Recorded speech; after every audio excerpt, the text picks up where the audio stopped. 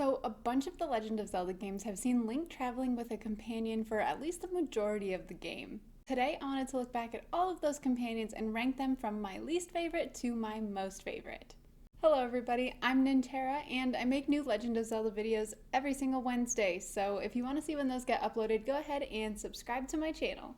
There are also going to be tons of spoilers in this video for all of the Legend of Zelda games that have companions, so you've been warned. Number 8, Navi from Ocarina of Time. So I definitely don't hate Navi or anything like that. She can be a little bit annoying at times, but I honestly don't mind her as Link's guide and companion in Ocarina of Time. My biggest problem, and the reason that she's going to be last on this list, is because I feel like she has the least personality out of all of the other companions. Navi is named after the word navigation, and I think that's a pretty good description of what she is. She's a navigational tool, but other than that, there isn't really any character development or anything like that for her. Navi flies away at the end of Ocarina of Time, but I as the player didn't really get emotional during that moment like I did when we saw a lot of the other companions on this video depart. Number 7, Tattle from Majora's Mask. Tattle is a decent step up from our previous companion. She has much more of a personality and can be really sarcastic at times. And she is actually tied to important story elements of Majora's Mask. We see that she and her brother Tatl were friends with Skull Kid before he put Majora's Mask on, and a lot of the exposition for the events just before the start of the game come from her. She also has a little bit of a personality arc as she starts the game being angry at Link for separating her from Tatl, but she ultimately decides to help Link so that she can be reunited with her brother. She also eventually decides to go up to the moon with Link so that she can help him face off against Majora. Number 6, Phantom Zelda from Spirit Tracks. Link is accompanied by Zelda herself in spirit form throughout Spirit Tracks, and she's actually playable for a decent portion of the game. Zelda, of course, has great significance to the story of this game as she's, well, the Princess of Hyrule, but her body was also stolen to be used as a way to resurrect the Demon King, Malladus. It's really cool to see Zelda as not just a damsel in distress in this game, but she's actively working with Link to get her body back and save New Hyrule. She can inhabit the bodies of phantoms to help Link solve puzzles, and she also helps Link deliver the final blow to Malladus at the end of the game when he isn't able to do it alone. I know it seems strange to have such a great companion this low on the list, but trust me, that just speaks to how great the rest of them are.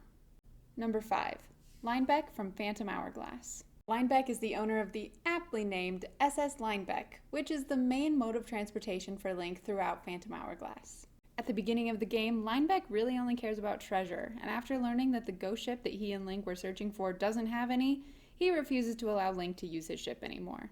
Linebeck only agrees to help Link further after the Ocean King promises that Linebeck can have a wish once the journey is over.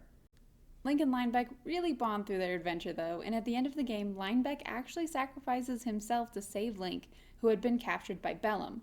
After he is possessed and used to attack Link, he actually feels really bad and apologizes, even though it clearly isn't his fault. And when it is time for Linebeck to cash in his wish, he wishes for his ship to be fixed, rather than wishing for a bunch of treasure like we would have expected him to do. Maybe he realized that the real treasure was the friends we made along the way. Number 4, Ezlo from the Minish Cap. Ezlo is one of the Minish, and he makes magical hats. But the first time we see him, he's looking a little bit different than the others. Ezlo takes on the shape of Link's iconic green hat and provides Link with both information and certain abilities. He acts kind of like the paraglider in that he can allow Link to be picked up by updrafts, and he can also shrink Link to the size of a Minish when he's near a Minish portal. Ezlo is important to the story in that his apprentice, Vati, is actually the main villain of the game, and the one that turned Ezlo into a hat in the first place. Between not interrupting the game all the time and his great sense of humor, Ezlo's a joy to have around. Number 3, Fi from Skyward Sword. Now, there are definitely some valid grievances towards Fi.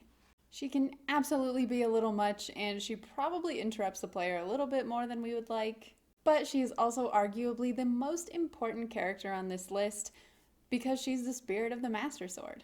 We also see in Breath of the Wild that Fi still resides within the Master Sword hundreds of thousands of years after Skyward Sword.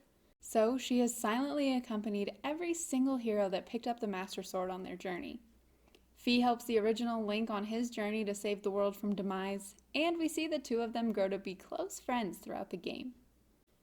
Fi starts out as a very robotic, calculating character that doesn't really seem to have any emotions. At the end of the game, though, Link has to once again place the Master Sword into its pedestal to end his journey, and we see that Fi has come as close as she possibly can to having human emotions. She tells Link that their time together has been some of the best memories that she's had, and she is happy that they got to travel together. It's funny, you spend a lot of the game cursing Fi for how often she lets you know that your Wii Remote batteries are low, but this scene is actually really emotional, and it's sad to see her go. Number 2, the King of Red Lions from Wind Waker. So, I fully understand that my bias towards Wind Waker, the best video game ever made, may be the reason that I'm ranking him so high on this list, but I love the guy. The King of Red Lions acts as both Link's companion and mount in this game since, he's a boat. He really believes in Link and vouches for him to Jaboon, even though Link doesn't technically have the spirit of the hero and is just out here trying to save his sister. The King of Red Lions also is incredibly important to the story of Wind Waker, as he turns out to be the last king of Hyrule, Daphnis no Hansen Hyrule. He also has the most baller move at the end of Wind Waker when he makes a wish on the Triforce before Ganondorf gets the chance. It's also really emotional at the end of the game when he remains below the sea in his kingdom as it floods and is lost forever. Number 1, Midna from Twilight Princess. I'm sure that this is probably not coming as a surprise to anybody watching this video, but Midna is by far the best companion that we've seen in The Legend of Zelda. She has all of the things that we're looking for in a good companion. First of all, she has great character development. Midna starts out as very selfish and is only really using Link to fulfill her own agenda of getting back at Zant for overthrowing her. Throughout the game, she becomes a true friend to Link and Zelda, and she doesn't hesitate to sacrifice herself for them.